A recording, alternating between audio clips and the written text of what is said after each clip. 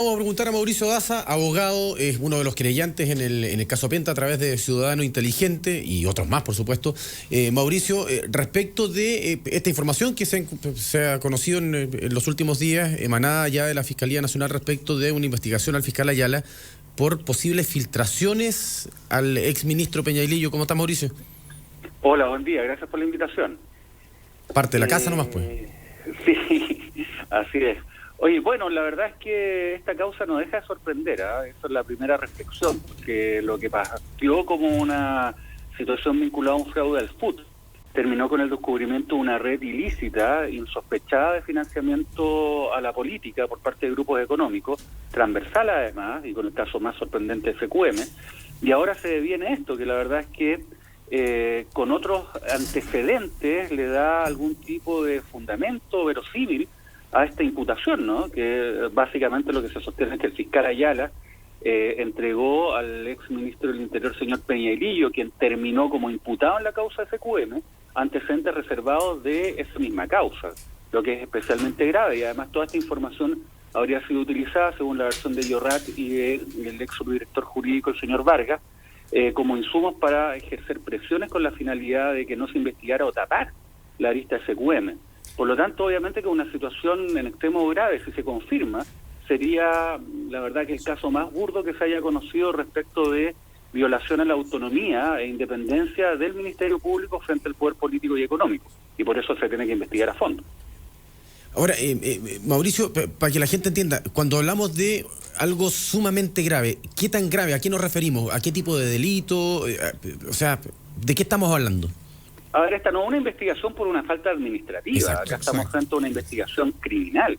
La violación de secretos es un delito que se encuentra previsto y tipificado en el Código Penal y que tiene un conjunto de sanciones. Y esto obviamente se vincula con los funcionarios públicos que tienen a su cargo información reservada y la revelan con vulneración a ese deber. Obviamente también esto se da en un contexto de la causa, en un contexto de Ayala. Si Ayala no es cualquier persona, él fue empleado de Soquimich durante más de 10 años antes de ingresar al Ministerio Público. Por lo tanto, ese también es un antecedente que se suma a esta situación. Y además en la época en la cual se le habría entregado ilícitamente información reservada por parte de Ayala a el exministro Peñailillo, bueno, Ayala era un declarado competidor para ocupar la silla de fiscal nacional, ¿no?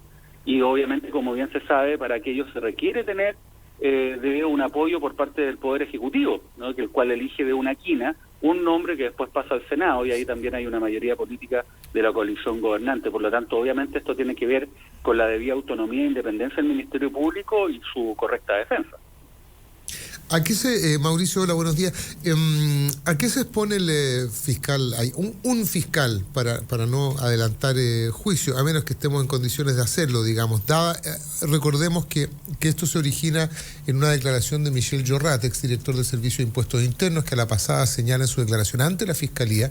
Perdón, no, fue Cristian Vargas, subdirector del Servicio de Impuestos Internos, quien señala que habría sido el fiscal Ayala el que... ¿A qué se expone el fiscal en este caso? A ver, la verdad que las penas no son tan altas. Tienen una pena de suspensión en el cargo, que parte en 3 años hacia arriba, y además, si es que es un caso con daño a la causa pública, también puede existir una pena privativa de libertad, que es relativamente baja en todo caso. Pero lo importante, más allá de la sanción al funcionario público en concreto, es mandar la señal, ¿no? Y que haya una investigación. Acá el temor de muchos es que esta investigación sea simplemente un saludo a la bandera, ya que hay una imputación concreta que se encuentra contenida en una declaración efectuada por un imputado en la causa SQM. La verdad que la Fiscalía no tiene otra opción que iniciar un proceso, digamos, de investigación, o sea, no tenía otra posibilidad. Pero lo importante es que acá no existan reacciones corporativas y que se indague. Además, Ayala actualmente forma parte de una terna para la elección del fiscal regional de Antofagasta, que es la región donde su ex empleador FQM tiene los mayores intereses económicos dentro de nuestro país. Por lo tanto, obviamente eso también tiene una implicancia en ese proceso que se está efectuando ahora de elección del fiscal regional de Antofagasta. Mauricio, hola, buen día. Francisco Martorell. ¿No sería bueno además, Hola. no sé si eso está contemplado, pero congelar su su trabajo mientras se investiga, como se piden a todos, ¿no? Sí, Cuando vemos que hay un carabinero que comete un delito, se lo da de baja, más allá de la investigación, incluso inmediatamente el día que aparece. A los diputados le estamos pidiendo que den un paso al costado si es que pueden, aquellos que están vinculados. Las presidencias, los partidos, lo mismo, y acá los fiscales pueden seguir trabajando sin problema, ¿no? Sí, la verdad es que no hay una norma que establezca la suspensión de sus funciones durante la investigación. Es algo que hay que mejorar. La verdad que toda la estructura orgánica del Ministerio Público hay que mejorarlo, ¿no? Con la finalidad de que exista una independencia real también dentro de la organización. Hoy día las designaciones de la jefatura y de los cargos más importantes del Ministerio Público se hacen a dedo, y la verdad que no existe un proceso de oposición de antecedentes o que se elijan a través de un proceso de mérito. Y eso también es aplicable a los funcionarios que nos están alegando por esto desde hace años, y eso explica lo que ustedes estaban hablando hace un rato, que es la fuga de los mejores fiscales del Ministerio Público hacia el sector privado. De hecho, yo mismo me traje a mi estudio al expresidente de la Asociación de Fiscales y a un fiscal de crimen organizado. Y obviamente eso se produce, ¿por qué? Porque no existen los incentivos correctos al interior de la Fiscalía para que exista una carrera profesional que sea sólida y no sea simplemente un apostolado, ¿no? Por lo tanto, esa perspectiva hay que mejorar la legislación de manera amplia. Mauricio Daza, que es abogado, entre otros también de la Fundación Ciudadano Inteligente, está con nosotros al teléfono. Aquí en el estudio está Francisco Martorelli, también Santiago Escobar, director del Periodista y de Coordinación Editorial del Mostrador, respectivamente. Mauricio, ¿podemos esperar, qué puede esperar la ciudadanía en relación al caso SQM? Porque por Dios que ha estado... iba a usar una expresión impropia, porque no se me ocurre otra, enredado, tironeado. Fíjate, me acuerdo usted mismo, me acuerdo que fue parte en la alegación que se hizo ante el Tribunal Constitucional, Patricio Contese, donde había otro colega también que estaba ahí, que era este abogado del PPD. Sí. Hay una cantidad de relaciones, lo mismo que estamos hablando ahora, ¿no es cierto?, de las presiones de un ex ministro del Interior, un ex ministro de Hacienda. Todo esto es una suposición, ¿no es cierto? Es la información que está... que es la información que maneja la Fiscalía Nacional. Presionado con una secretaria por testigo, que fue... Lo podríamos resumir en la expresión que utilizamos los dos cuando nos retiramos del micrófono. Mientras hablaba Mauricio, está la cagada. Sí. Claro. Pero lo que me interesa, y me imagino que le interesa a la ciudadanía, es entender si va a haber justicia o no, si se van a asignar las responsabilidades que corresponden, dadas todas estas dificultades, o cagazos, por decirlo de alguna manera, que se evidencian en la lista SQM, en el caso de SQM. Bueno, la verdad que no hay que negar que estamos remando en contra de la corriente histórica, ¿no?, de impunidad respecto a casos como estos, y en general respecto a la criminalidad en el ámbito económico, cuando se vincula con personas que tienen posiciones importantes de poder, tanto político como económico. Y ese es un dato. Ahora, respecto a ese escenario hay dos posibilidades: simplemente decir, bueno, no vamos a hacer nada, o tratar de llevar esto hasta el punto mayor que uno pueda, y eso es lo que nosotros estamos intentando hacer.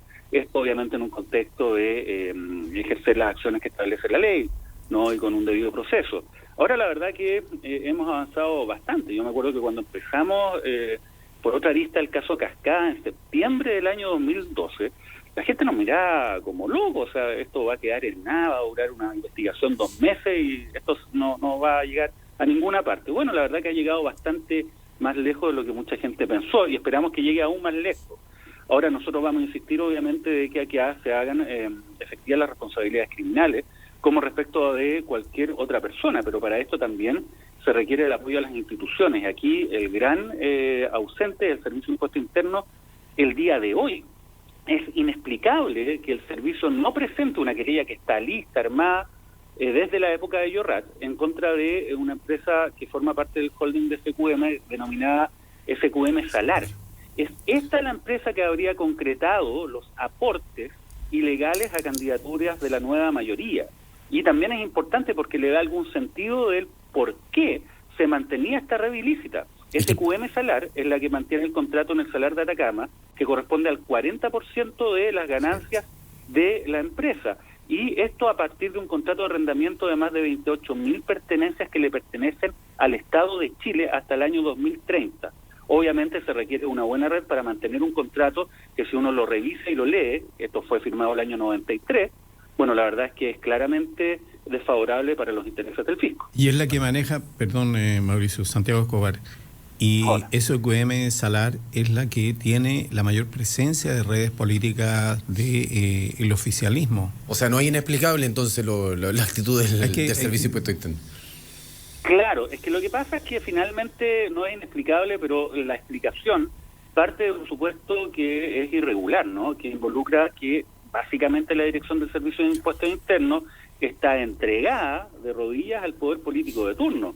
Y se supone que Impuestos Internos debe tener un perfil técnico con algún grado de autonomía. Y eso también es un cambio institucional que hay que hacer. No puede ser que el director del Servicio de Impuestos Internos tenga en sí la facultad arbitraria de poder iniciar o no querellas criminales, y que ese director además sea designado por el presidente de turno. Es una autoridad de la confianza del presidente.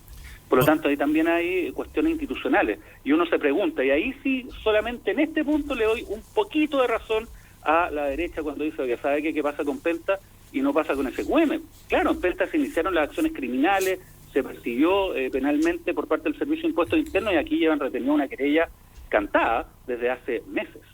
Mauricio, te saco un poco de Ciudadano Inteligente y te llevo a tu estudio, porque estábamos analizando al empezar el programa el tema de la solicitud o el pedido, la exigencia de la Fiscalía al CERVEL de que revele los aportes reservados a 6 candidatos a senadores. Tiene un plazo me parece que empezó como el 28 de julio, el plazo son 10 días, estamos por estos días, viernes o lunes el CERVEL tendría que entregar. Y dentro de esos senadores hay uno que es Carlos Bianchi, al cual tú defendiste en el tema de el problema que tuvo con el arrendamiento de sedes, me parece, etcétera, en el sur. ¿Estás también en esa causa o no, en la que le inició Hugo Gutiérrez? No, la verdad que no estoy en esa causa, pero independientemente de eso, ahí hay 2 datos relevantes. El primero es que Carlos Bianchi, según el CERVEL, es el único parlamentario que no recibió ni un peso de aporte reservado en las últimas elecciones. Eso da cuenta de la poca fe que tenía el empresariado de que iba a salir electo, entre otras cosas. Pero él es el único que no recibió ningún peso, y esta información que entregó públicamente el CERVEL. Ahora, en términos generales, yo creo de que es relevante de que la información acerca de los aportes reservados se conozca públicamente, y que eso también incluya los aportes reservados hacia atrás.